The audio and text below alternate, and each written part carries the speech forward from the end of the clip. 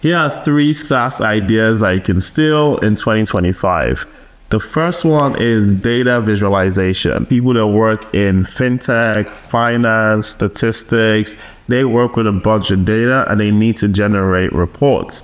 Now, some of these reports are very repetitive and manual to generate. So imagine a SaaS where you could upload a spreadsheet or a document, and then you can add some style, and then it's gonna generate some perfect, accurate data visualization for that. With the new ChatGPT AI model, it's very good for generating infographics. If you can take that model and then rework it into something that can work for multiple brands, accuracy is really important here. Then that means that you could have a good SaaS on your hand. The second thing is exam coaching. LLMs are really good for education, but when you train on a specific exam, then it could be better.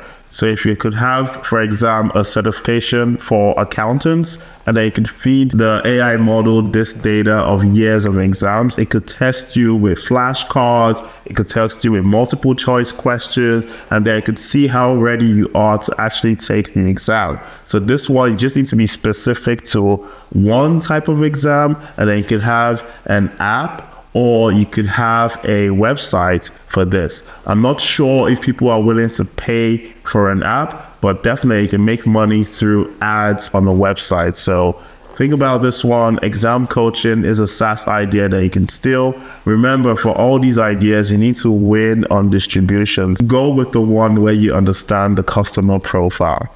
Now, the third one is AI video creation for brands. There are different brands that need AI video. I was experimenting with this idea for virtual staging for real estate companies. So they have floor plans, but if they want a virtual staging environment, AI models could do this now. So if you have good distribution of real estate, this is one area that you could work on.